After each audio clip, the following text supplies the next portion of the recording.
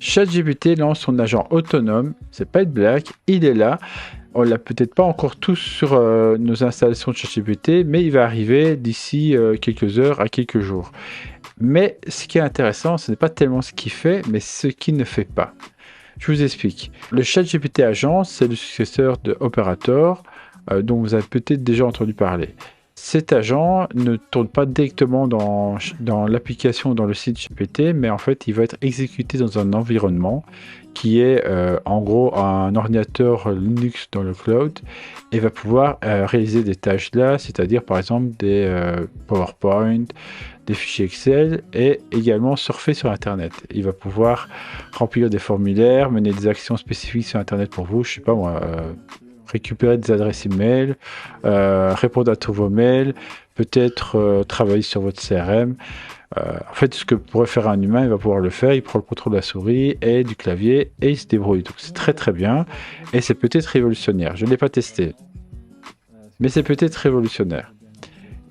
La question que je me pose, c'est pourquoi est-ce que c'est dans un environnement contrôlé alors que techniquement, faire tourner ChatGPT sur votre ordinateur, c'est tout à fait faisable. Je veux dire, Cloud Code fonctionne directement sur votre ordinateur, on l'installe, il a le contrôle du terminal et il peut faire ce qu'il veut dessus, quoi. Donc ChatGPT pourrait faire le même.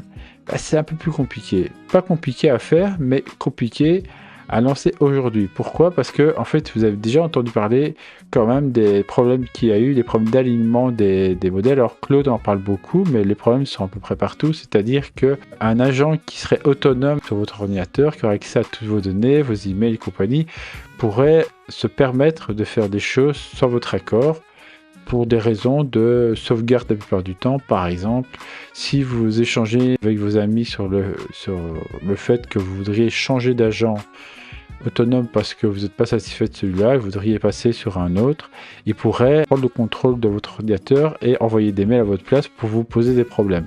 Ça, c'est un exemple.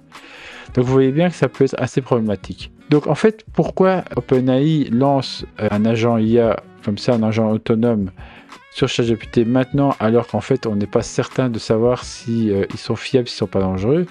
C'est parce qu'ils ont besoin de bêta-testeurs, d'un maximum de cas d'usage, d'un maximum de dérapage, mais chez eux, dans leur environnement, et plutôt que de continuer à faire des tests en interne avec des employés de chez eux, ce qui a un coût, ils lancent le système comme ça progressivement, on va dire à des entre guillemets bêta-testeurs qui sont en fait des clients.